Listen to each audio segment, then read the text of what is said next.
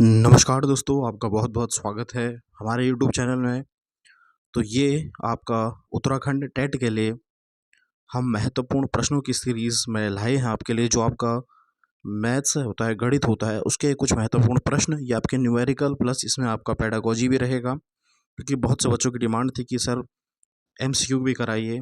तो कुछ महत्वपूर्ण प्रश्न रखे हैं, ठीक है। तो अगर आपको वीडियो पसंद आती है तो आपसे रिक्वेस्ट है कि ज़्यादा से ज़्यादा शेयर करें और चैनल को सब्सक्राइब ज़रूर करें। इसी प्रकार के प्रश्न आपके पेपर में पूछे जाते हैं, ठीक है।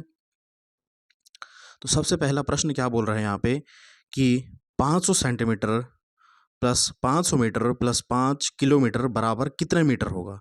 इस सभी को हमें क्या है, मीटर में बदलना है, ठीक है। आपको दिया गया है 500 सेंटीमीटर, तो 500 सेंटीमीटर को अगर आप मीटर में बदलते हो तो आप क्या कर देते हो, 500 बटा 100 कर देते हो मीटर में करने के लिए, ठीक है। और 50 मीटर वैसे का वैसा ही रहेगा, प्लस 5 किलोमीटर जो होता है, 1 किलोमीटर में कितने मीटर होते हैं, 1000 मीटर होते हैं, ठीक है। तो 1 मीटर में कितना हो जाएगा, 1/1000 किलोमीटर, इस प्रकार से। तो यहाँ पे दिया है 5 किलोमीटर, तो 5 किलोमीटर हो जाएगा 5 बटा आपका हो जाएगा, सॉरी, ये हो जाएगा आपका 5 गुणा या 1000 हो जाएगा यहाँ पे, ठीक है। क्योंकि ये आपका किस में है, किलोमीटर में दिया गया है। किलोमीटर को मीटर में करने जब हम बदलते हैं तो क्या कर देते हैं, गुणा 1000 से कर देते हैं, ठीक है। यहाँ पे आपका सेंटीमीटर था, सेंटीमीटर को हमने सबसे पहले क्या करा, मीटर में करा। अगर हम सेंटीमीटर को मीटर में करते हैं, सेंटीमीटर को मीटर में करते हैं, तो हम 1/100 से उसका क्या है, भाग देते हैं। यही किया हमने यहाँ पे, ठीक है। और यहाँ पे 50 से और यहाँ पे क्या है, 5000 थे, तो यह क्या आ जाएगा यहाँ पे, इससे ये दो, एक जीरो से एक जीरो कट जाएगा, 2 जीरो कट जाएंगे, ठीक है। और यहाँ पे आ जाएगा आपका, कि मैं लिख देता हूँ यहाँ पे फिर से आपको, यहाँ पे हमने क्या,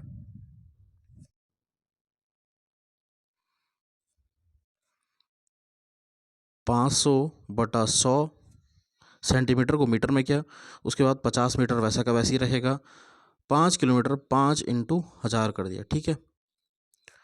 अब यहाँ से क्या हो जाएगा, ये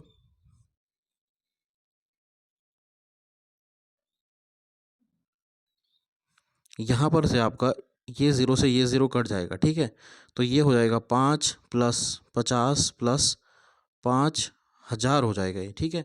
ये सब अब क्या हो गए, मीटर में हो गए। अगर आप इसको जोड़ोगे तो ये क्या आ जाएगा आपका, 5055 मीटर में आ जाएगा, ठीक है। तो आपका ऑप्शन कौन सा हो जाएगा, तीसरा हो जाएगा। एक प्रश्न इस प्रकार से पूछा जाता है आपका, सेंटीमीटर को मीटर में, मीटर को सेंटीमीटर में, ठीक है, ग्राम को किलोग्राम में, इस प्रकार से पूछा जाता है। तो ये तो आपका बेसिक क्वेश्चन हो गए, ठीक है। चलिए अगला प्रश्न देखते हैं अब हम। अगला प्रश्न है आपका कि इतने का आपको क्या है, 6 स्थानीय मानों का योगफल निकालना है। यानी इस प्रश्न में जो है, इस प्रश्न में जो है 6 का स्थानीय मान का योगफल निकालना है। स्थानीय मानों का योगफल निकालना है। स्थानीय मान कैसे निकालते हो आप, स्थानीय मान निकालने के लिए सपोज आपके पास है, आपका एक संख्या दे रहा हूँ मैं एग्जांपल के लिए, 656। तो इसका स्थानीय मान कैसे निकलता है, इसका स्थानीय मान निकलता है आपका, इसको यहीं पे रख दिया आपने, ठीक है। और जो ये वाला 6 है, इसका स्थानीय मान क्या हो जाएगा, आपको इसके पीछे जितनी भी संख्या है उतने ज़ीरो लगा देना है, ठीक है। ठीक है, मैंने क्या बोला। और अगर यहाँ पे रहता है 6506, इस प्रकार से रहता है, ये वाला 6 का स्थानीय मान 6 ही रहेगा, इस वाले 6 के पीछे क्या हो जाएगा, जितनी संख्या इसके पीछे है उतने ज़ीरो लग जाएंगे यहाँ पे, ठीक है। ये 60 हो जाएगा। और इस वाले 6 के पीछे कितनी संख्या है, 1 2 3, तो ये हो जाएगा आपका 6000, ठीक है। इस प्रकार से ये प्रश्न होता है। तो चलिए आप देखते हैं, आपका ये आपसे पूछ रहा है, स्थानीय मान पूछ रहा है।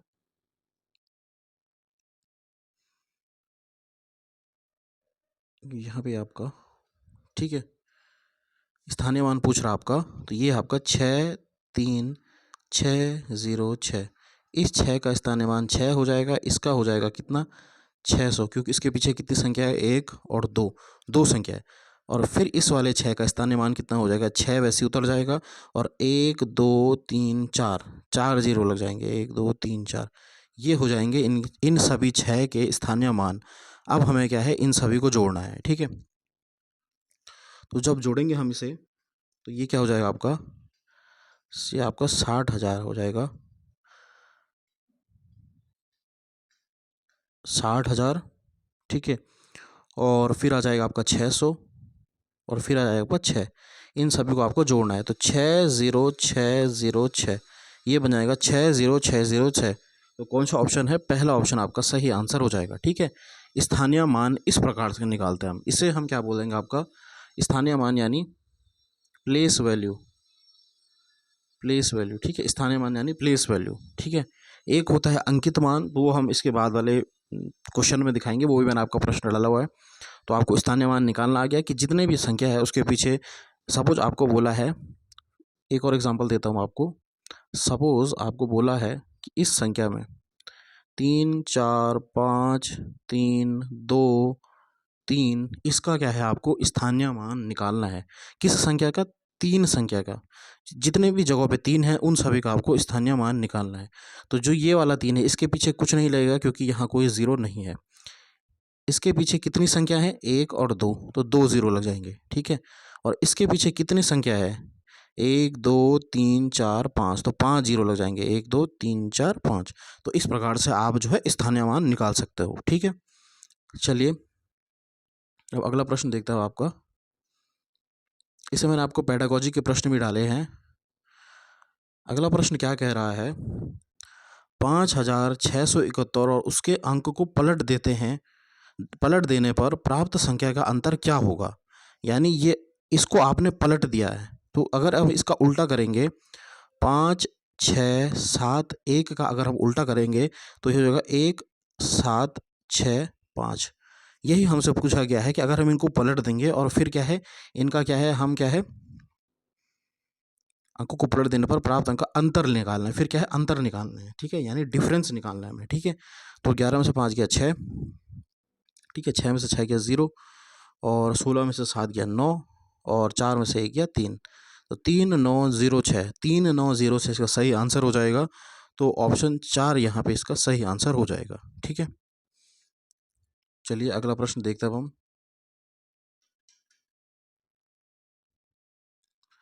अगला प्रश्न कह रहा है, दिए गए पैटर्न का अध्ययन करें।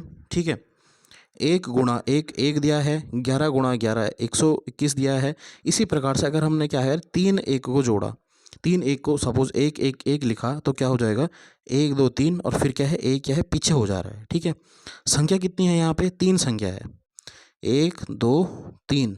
ठीक है, और फिर उसके बाद क्या है, जो बचा, 3 के बाद 2 1 लिख दिया। ठीक है, सबसे पहले 1 2 3, फिर 2 1 लिख दिया। इस प्रकार से ये सीरीज चल रही है। तो अगर हम ध्यान, जो हमें प्रश्न क्या पूछा गया है कि ये कितना है, इसका मान बताना है हमको, इसका मान कितना होगा। तो इसमें कितने एक एक हैं, 1 2 3 4 5, 5 1 1 हैं, यानी संख्या कितनी आएगी, 1 2 3 4 और 5 आएगी। ठीक है, ये हमारा एक पैटर्न हो गया, जो इस पैटर्न को फॉलो कर रहा है, जो ऊपर से पैटर्न चल रहा है वही पैटर्न हमने यहाँ पे बनाया है कि जितने एक हैं उतनी संख्या 1 2 3 4 ऐसे लिख दिया। ठीक है, तो 5 1 हैं तो 5 बार आपका 1 2 3 4 5 हो गया। फिर इसके बाद क्या करना है, हमको उल्टा चलना है, ये चलना है 4 3 2 1। ये आपको ध्यान में रखना, क्योंकि यहाँ पे भी क्या चल रहा है आपका, इससे पहले हमने देखा 3 संख्या थी तो 1 2 3 लिखा हमने, उसके बाद क्या करते उल्टा चले हम 2 1। ठीक है, तो यहाँ पे भी 5 लिखा और 4 3 2 1, तो ये कौन सा आंसर हो जाएगा आपका, 1 2 3 4 5 4 3 2 1। तो ये आपका है 1 2 3 4 5। ठीक है, ये भी नहीं है, ये हो जाएगा इसका पहला पहला ऑप्शन हो जाएगा, 1 2 3 4 4 3 2 1। ठीक है, ये इस प्रकार की आपकी ये सीरीज बनेगी। ठीक है, चलिए अगला प्रश्न देखते हैं अब हम।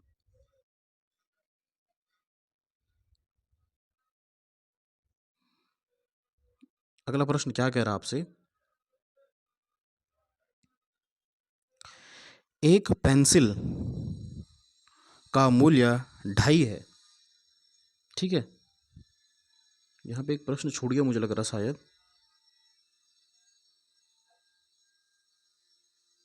ठीक है, ये आपका, चलिए यही आपका प्रश्न है यहाँ पे कि एक पेंसिल का मूल्य जो है 2.5 रुपया है। एक पेंसिल का जो मूल्य है वह कितना है आपका 2.5 रुपया है। ठीक है, 2.5 लिख दिया हमने इसको। ठीक है, या फिर इसे क्या लिख सकते हैं हम, 2 दूनी 4 1 5/2 भी लिख सकते हैं सर, 5/2 या फिर 2.5 रुपया हो गया। ठीक है, एक पेंसिल का मूल्य जो है 2.5 रुपया हो गया, या फिर 5/2 ही लिख दिया हम इसे। अगर 5/2 हो गया तो इसने बोला है कि अमित 1.5 दर्जन पेंसिल खरीदता है। अमित जो है वह कितनी पेंसिल खरीदता है, 1.5 दर्जन पेंसिल खरीदता है। एक दर्जन में कितनी पेंसिल हो जाएंगी, एक दर्जन में हो जाएगी 12 पेंसिल, तो 1.5 दर्जन में कितनी हो जाएगी 18 पेंसिल। अमित जो है वह क्या 18 पेंसिल खरीदता है, 1.5 दर्जन यानी 18 पेंसिल। ठीक है, 18 पेंसिल खरीदता है। ठीक है, तो 18 पेंसिलों का मूल्य कितना हो जाएगा, 5/2। ठीक है, क्योंकि जो ये आपका, सपोज आप इसको 2.5 ना लिख करके 5/2 ही लिखो आपको, क्योंकि 2 सही 1/2 है ये, तो इसको अगर हमने बदला तो ये क्या आ गया 5/2। ठीक है, 5/2 मूल्य है एक पेंसिल का, तो क्योंकि काटने में सही आसानी हो जाती है। फिर 2×9=18, तो 9×5=45। 45 क्या हो गया, 45 रुपये जो आ गए वह क्या आ गई आपका, जो है 18 पेंसिलों का मूल्य आ गया, क्योंकि अमित ने कितना 1.5 दर्जन पेंसिल खरीदी थी। ठीक है, उसके बाद कह रहा है कि और दुकानदार को उसने 100 रुपये का एक नोट दिया, उसे कितने रुपए वापस मिले। तो क्या है, 100 में से क्या कर देंगे हम, उसने दुकानदार को क्या है 100 रुपये दिया, तो 100 में से हम क्या है 45 घटा देंगे, तो कितना आ जाएगा आपका 5, और 6 में से 4 गया 5, तो ये आ जाएगा 55 रुपये। तो उसके पास जो रुपए बचे वह कितने बचे, 55 रुपये बचे। चौथा आंसर आपका सही आंसर हो जाएगा। ठीक है, इस प्रकार के प्रश्न भी आपसे पूछे जाते हैं। चलिए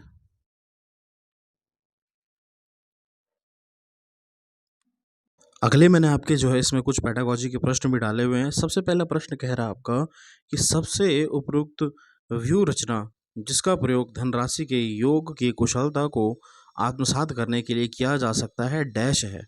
ठीक है, ये भी आपका गणित पेडागोजी का प्रश्न है। ये प्रतिरूपों का प्रयोग करना, भूमि निर्वाह करना, बहुत सारे सवाल हल करना, या फिर सूचना और संप्रेषण तकनीक का प्रयोग करना। ठीक है, तो मैंने आपको बोला जहाँ पे भी आपका रोल प्ले आ जाएगा यानी भूमि निर्वाह करना हो जाएगा, ये आपका सबसे बेस्ट ऑप्शन माना जाता है, तो दूसरा आपका सही आंसर हो जाएगा। अगला प्रश्न देखते हैं अब हम।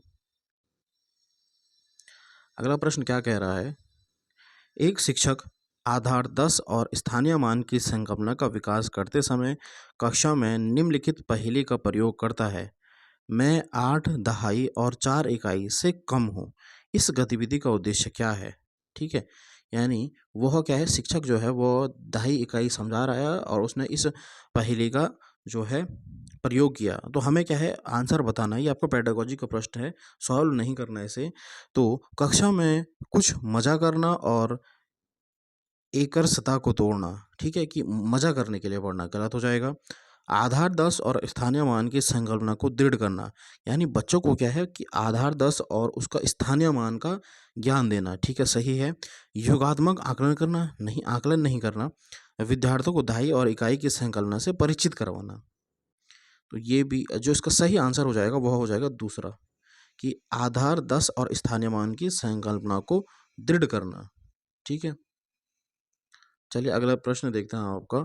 कक्षा 3 के विद्यार्थियों को संख्या पद्धति पढ़ाने का उद्देश्य क्या है।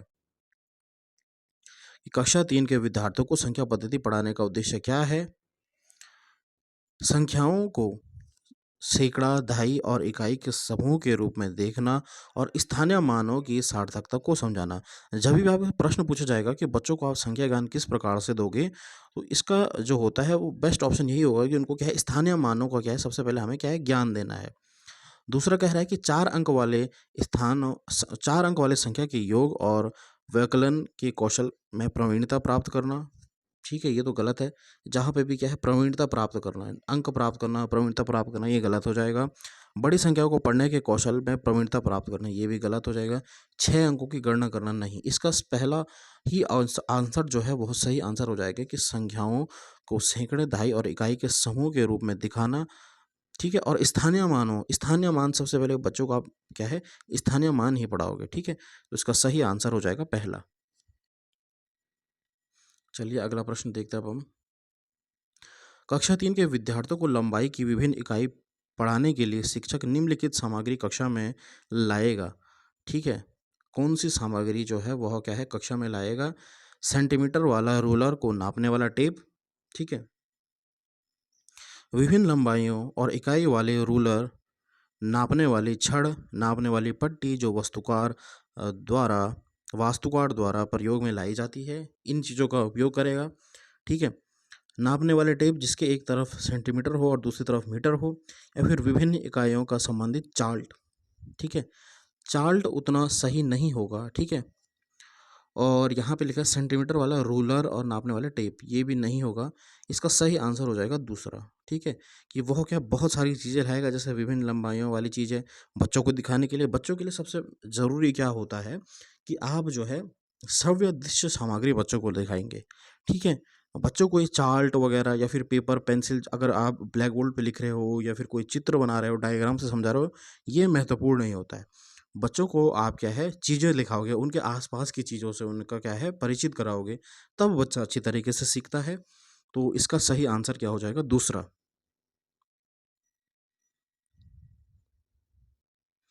चलिए अगला प्रश्न है, कक्षा 2 के शिक्षार्थियों का सरल आकृतियों, उसके लंबों और किनारों से परिचय कराने का सबसे उत्तम उपकरण क्या है? कि कक्षा 2 के शिक्षार्थियों को सरल आकृति पढ़ाना उनके लिए, और उनके लंबों और किनारों से परिचित करवाने का सबसे उत्तम उपकरण कौन सा होगा? श्याम पट्ट का तल, जियो बोर्ड, 3D सॉलिड्स के नेट, या फिर क्यूब्स? कौन सा सही तरीका होगा? तो मैंने आपको गणित पेडागोजी में आपको पढ़ाया है। अगर आपने वीडियो नहीं देखी है तो मैं डिस्क्रिप्शन में डाल दूंगा, ठीक है। जितनी भी आपकी संपूर्ण पेडागोजी मैंने उसमें एक सीरीज़ बनाई है आपकी, ठीक है। अगर आप उसे देखेंगे तो आपको अच्छे तरीके से समझ आएगा कि जियो बोर्ड क्या होता है, 10 ग्राम क्या होता है, ठीक है। और वैन हीले की जो ज्यामितीय सिद्धांत है वो भी मैंने आपको पढ़ाए हैं। आपकी इंग्लिश पेडागोजी भी है उसमें, मैं आपको डिस्क्रिप्शन में लिंक डाल दूंगा, ठीक है। आप उस प्लेलिस्ट में जाकर के भी देख सकते हैं। संपूर्ण जो है उत्तराखंड टेट के लिए मैंने आपको पढ़ाया है, ठीक है। तो इसका सही आंसर हो जाएगा, जब भी हम ज्यामितीय आकृतियों को बच्चों को पढ़ाएंगे तो उसका क्या हो जाएगा? जियो बोर्ड हो जाएगा, ठीक है। एक बार आप वह वीडियो ज़रूर देखें, ठीक है, जिसमें मैंने लिखा है संपूर्ण, आपको ईवीएस भी पढ़ाया है, संपूर्ण हिंदी, संपूर्ण इंग्लिश और संपूर्ण आपका गणित पढ़ाया हुआ है, ठीक है। तो ज़रूर देखना उस वीडियो को, और इस वीडियो के डिस्क्रिप्शन में मैं आपको डाल दूंगा, लिंक डाल दूंगा, आप उस पर ज़रूर जाइए, और इससे आपका पेपर आपको आसान लगेगा, ठीक है। उसी से आपका प्रश्न पूछा जाता है, ठीक है, कि आपका जियो बोर्ड क्या हुआ, आपका जो है 10 ग्राम क्या हुआ, ठीक है, डीन्स ब्लॉक क्या हुआ। और एक आपको गणित में पूछा जाता है आपकी वैन हीले की थ्योरी, वो भी मैंने आपको पढ़ाई है, बहुत ही महत्वपूर्ण थ्योरी है, उससे भी आपका एक प्रश्न पूछा जाएगा, ठीक है। चलिए अब अगला देखते हैं आपका 33वां प्रश्न क्या कह रहा है, निम्नलिखित कक्षा 5 की पाठ्यपुस्तक में से एक सवाल है, यहाँ 4 खंबे हैं जिनका माप 105, 215 इस प्रकार से है, ठीक है। यदि उन्हें समान लंबाई के टुकड़ों में काटना है तो प्रत्येक टुकड़े की अधिकतम लंबाई क्या होगी? यह सवाल डैश के लिए पूछा गया है, ठीक है। यह सवाल क्यों पूछा गया है? आपसे पूछा गया है कि अलग अलग बच्चों को क्या है लकड़ी के फट्टे दिए गए, और बोला कि इन्होंने क्या है किस प्रकार से काटेंगे ताकि सबका क्या है माप जो है बराबर हो जाए। तो क्या कह रहा है आपका कि एचसीएफ तथा एलसीएम पर आधारित शब्द समस्याओं का अभ्यास करना गलत हो जाएगा। गुणक और गुणज के ज्ञान की परीक्षा करना नहीं। एचसीएफ ज्ञात करने के कौशल की जांच करना नहीं। सीखी गई संकल्पनाओं का प्रयोग करते समय समस्या समाधान कौशल को बढ़ावा देना, बिल्कुल सही। कि बच्चों ने सीखा तो है कि कौन सा इसमें से लंबा है, वो बच्चे क्या है स्केल से नाप लेंगे कि ये लकड़ी का फट्टा इतना लंबा है, ये इतना लंबा है, ये इतना है। लेकिन उसमें क्या करना है कि सीखी गई संकलन का प्रयोग करते समय समस्या समाधान, कि अगर उनके सामने यह समस्या है कि सबको कि कैसे आप बराबर भागों में बांटेंगे, तो इससे क्या उनका समस्या समाधान कौशल विकसित होगा। तो इसका चौथा आंसर सही हो जाएगा, ठीक है। अगला देखता हूँ हम, निम्नलिखित कक्षा 3 की पाठ्यपुस्तक में से एक समस्या है, निम्नलिखित समस्या को हल करने के लिए कौन सी गणितीय संक्रिया का प्रयोग किया जाएगा, ठीक है। क्या बोल रहा है आपका, एक दूध वाला 10 दिन में 1410 लीटर दूध बेचता है, वह एक दिन में कितने लीटर दूध बेचेगा। उपरोक्त सवाल में ब्लूम के संज्ञानात्मक क्षेत्र की किस दक्षता की ओर संकेत किया गया। बिल्कुल, आपने ब्लूम का जो है संज्ञानात्मक विकास पढ़ा होगा। ब्लूम, इसे हम क्या बोलते हैं, ब्लूम टैक्सोनॉमी बोलते हैं इसका, ठीक है। तो ब्लूम के संज्ञानात्मक क्षेत्र में यह कौन सा दक्षता है, ठीक है। ब्लूम ने बताया था आपको संश्लेषण, विश्लेषण, बोधक, ठीक है, ये 3 अवस्था बताई थी आपको। उसके अंदर भी आपके लेवल बताए थे ब्लूम ने। तो यहाँ पे एक प्रश्न दिया गया है कि एक दूध वाला जो है 10 दिन में 1410 लीटर दूध बेचता है, और वह दिन में कितने लीटर दूध बेचता है। बच्चों को निकालना है कि वह एक दिन में कितना दूध जो है कितने लीटर दूध बेचता है। तो यह संकेत जो है ब्लूम के किस संज्ञानात्मक पक्ष को दिखाता है, संश्लेषण को, ज्ञान को, बोधक को, या फिर विश्लेषण को, ठीक है। तो संश्लेषण नहीं हो जाएगा, ठीक है, ज्ञान भी नहीं होगा, बोधक भी नहीं होगा, यह होगा आपका विश्लेषण। इसके लिए आपको जो है ब्लूम का संज्ञानात्मक जो है क्षेत्र का थ्योरी भी पढ़नी पड़ेगी आपको, ठीक है। प्रश्न पूछा जाता है ब्लूम टैक्सोनॉमी से भी, ठीक है।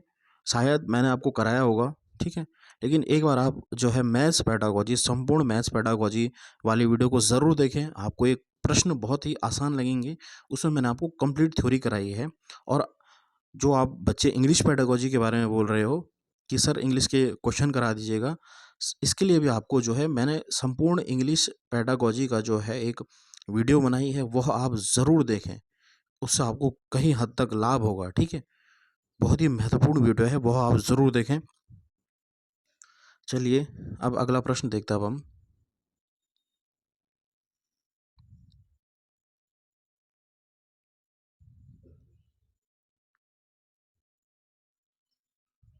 साढ़े तीन समकोणों में डिग्रियों की संख्या है। साढ़े तीन समकोण, समकोण कितने डिग्री का होता है, एक समकोण जो होता है, एक समकोण जो होता है वह कितने डिग्री का होता है, 90 डिग्री का होता है, ठीक है। तो आपसे पूछ रहा है साढ़े तीन, ठीक है। यानी आप इसे लिख सकते हो, साढ़े तीन को आप क्या लिख सकते हो, 3 सही 1/2 लिख सकते हो, ठीक है। इसे अब अगर सॉल्व करोगे तो ये क्या हो जाएगा, आसानी के लिए वैसे आप ऐसा भी लिख सकते हो, साढ़े तीन को 3.5, लेकिन इससे हमारा क्या हो जाता है, न्यूमेरिकल आसान हो जाता है।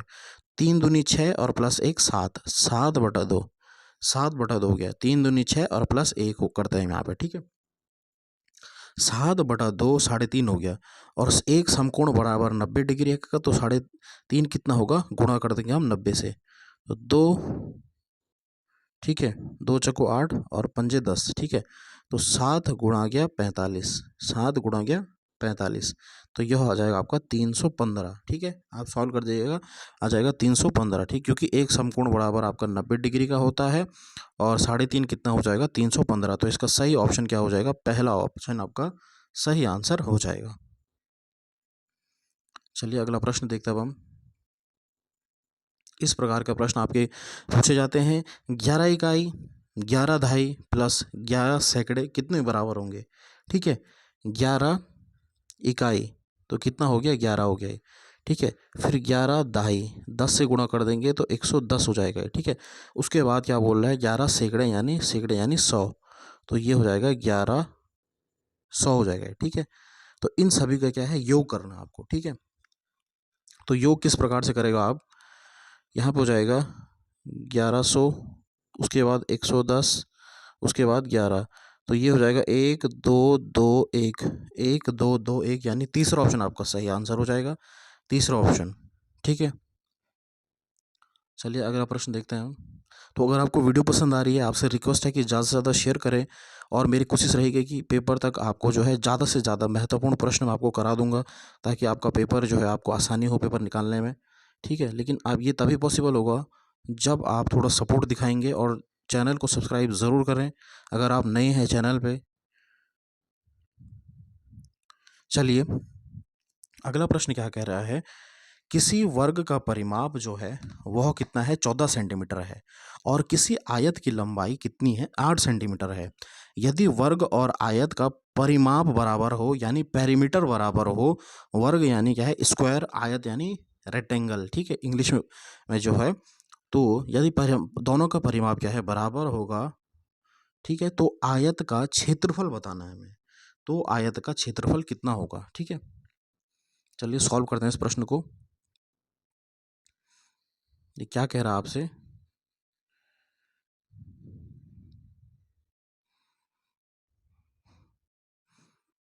यहाँ पे प्रश्न है, ठीक है। ये कह रहा है कि किसी वर्ग का परिमाप, वर्ग यानी स्क्वायर का परिमाप, तो किसी परिमाप क्या होता है, पेरीमीटर जिसे हम बोलते हैं, परिमाप जो है वर्ग का जो परिमाप जो है वह कितना है, 24 है, ठीक है। तो हमें पूछा गया है और आयत की लंबाई दी गई है, आयत की लंबाई यानी लेंथ दी गई, आयत की लेंथ दी गई कितने, 8, ठीक है। तो इसने बोला है कि दोनों का क्या है, परिमाप बराबर है, यानी दोनों का पेरीमीटर बराबर है। वर्ग और आयत का परिमाप क्या होता है, वर्ग का परिमाप कितना है, उसने वर्ग का परिमाप दिया है कितना, 24।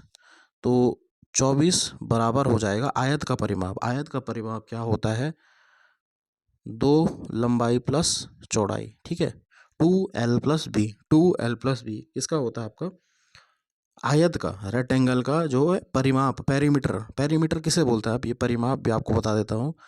ये है आपका, सपोज ये क्या है, आपका आयत है, तो ये भुजा और ये भुजा बराबर होती है और ये भुजा और ये भुजा बराबर होती है। तो सभी भुजाओं का योग, यानी ये जो ये बाउंड्री बन गई ना एक प्रकार से, इस बाउंड्री का योग, सपोज ये बी है, ये बी है, ये एल है, ये एल है, तो सभी का एल प्लस बी, तो ये क्या हो जाएगा, 2l प्लस 2b। तो ये 2 कॉमन ले लेंगे तो क्या हो जाएगा, l प्लस बी, ठीक है। इस प्रकार से परिमाप होता है, ठीक है। तो क्वेश्चन में दिया गया है कि वर्ग का परिमाप 24 है और जो है आयत का परिमाप कितना है, 2l प्लस बी है, और हमें क्या है, इसकी क्या है, लंबाई दी गई है आयत की। तो 24 अगर हम इसको काटेंगे यहाँ पर से, तो 2 एकम 2, 2 दूनी 4, ठीक है।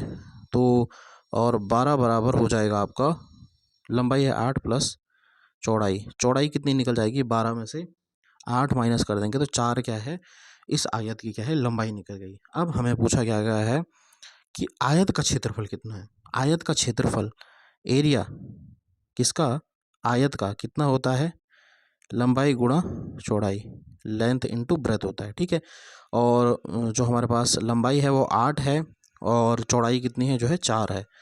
तो 8 दूनी 32, 32 सेंटीमीटर स्क्वायर, या फिर जो भी दिया है 32 सेंटीमीटर स्क्वायर इसका सही आंसर हो जाएगा, ठीक है। तो यानी चौथा ऑप्शन आपका सही आंसर हो जाएगा, ठीक है। ये प्रश्न आपके कई बार पूछे जाते हैं, आपको फॉर्मूला याद रखना है कि वर्ग का जो है क्षेत्रफल कितना होता है, उसका जो परिमाप कितना होता है, ठीक है। तो इस प्रकार से प्रश्न आपका ये बन जाएगा। फॉर्मूला मैं आपको बता देता हूँ, अगर आपसे पूछा जाएगा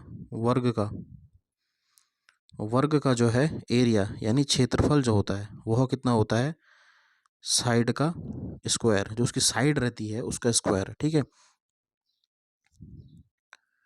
ये आपका यहाँ पे सपोज एक वर्ग है, ये आपका वर्ग है, ये उसकी एक साइड हो गई ए, सभी साइड क्या है, सभी भुजा क्या हो जाती है, समान हो जाती है, सभी भुजा क्या हो जाती है, समान हो जाती है वर्ग की। तो उसका क्षेत्रफल जो होता है वह क्या हो जाता है, उसका क्या है, साइड का स्क्वायर हो जाता है, यानी क्षेत्रफल बराबर ए इंटू ए, साइड इंटू साइड, ठीक है। क्षेत्रफल बराबर साइड का वर्ग, ठीक है। और उसका परिमाप जो होता है, परिमाप, परिमाप यानी पेरीमीटर इसे हम इंग्लिश में बोलते हैं, जो है परिमाप हमारा क्या हो जाता है, मैंने क्या बोला, सभी भुजाओं का योग। परिमाप क्या होता है, जो ये बाउंड्री है ना आपकी, जो ये आपकी बाउंड्री है, ये पूरी आपकी क्या कहलाई जाती है, आपकी परिमाप कहलाई जाती है, ये पूरी बाउंड्री, ठीक है। तो ए प्लस ए प्लस ए प्लस ए प्लस ए प्लस ए प्लस ए, इस प्रकार से पूरी जो बाउंड्री हो गई, ये क्या हो गई, उसकी परिमाप हो गई। तो ए प्लस ए कितना हो जाएगा, 4a हो जाएगा, यानी 4 गुणा गया साइड जो हो जाएगा, 4 गुणा गया भुजा, एक भुजा जो हो गई उसके परिमाप कहलाएगी। ये आपका वर्ग का हो गया। जो क्षेत्रफल है वह क्या हो जाएगा, साइड का स्क्वायर हो जाएगा, ठीक है, भुजा का स्क्वायर हो जाएगा, और परिमाप क्या हो जाएगा, 4 गुणा गया एक भुजा हो जाएगी, 4 गुणा ए, इस प्रकार से निकलता है, ठीक है। परिमाप जो है आपने बचपन में याद किया होगा कि 4 गुणा उसका एक भुजा, ठीक है। ये कैसे निकलता है, मैंने आपको बताया था कि परिमाप क्या होती है, चारों ओर की बाउंड्री हो जाती है, यहाँ से सपोज यहाँ से शुरू किया, यहाँ से यहाँ से यहाँ से यहाँ से, ठीक है। तो ए 4 बार ए आ गया, तो 4 इंटू ए तब आता है, ठीक है। उसी प्रकार से अगर मैं आपको आयत बताता हूँ, आयत की क्या होती है, सामने वाली भुजा क्या होती है, बराबर होती है। ठीक है, ये उसकी लंबाई हो गई और ये उसकी क्या हो जाएगी, आपकी चौड़ाई हो जाएगी। ये लंबाई हो गई और ये क्या हो जाएगी, उसकी चौड़ाई हो जाएगी। तो इसका जो क्षेत्रफल एरिया जो होता है वह होता है लंबाई गुणा चौड़ाई। ठीक है, लंबाई गुणा चौड़ाई। ठीक है, लेकिन अगर आप इसकी परिमाप यानी पेरीमीटर की बात करते हो तो मैंने आपको बताया कि 2l+b यानी 2 लंबाई धन चौड़ाई। ये कैसे निकला आपका, ये भी इसी प्रकार से निकला। ठीक है, मैंने आपको बताया था कि क्या है, यहाँ पर से हम चलेंगे तो सबसे पहले अगर यहाँ पे स्टार्ट करेंगे, परिमाप मतलब पूरी चारों ओर की बाउंड्री, तो यहाँ से स्टार्ट करेंगे तो ये क्या हो जाएगा आपका b प्लस एक l लंबाई प्लस फिर एक चौड़ाई प्लस फिर एक क्या हो जाएगा l। ठीक है, तो ये क्या हो जाएगा 2l plus 2b, 2l plus 2b, 2l plus 2b, फिर क्या हो जाएगा 2 को कॉमन ले लेंगे तो ये क्या हो जाएगा l प्लस b। ठीक है, इस प्रकार से जो है आपका परिमाप जो है वह निकल जाएगा 2l प्लस b। ठीक है, ये आपका क्या है, परिमाप निकल जाएगा 2l प्लस b। तो होप दैट आपको समझ में आया होगा। ठीक है, अगला आपका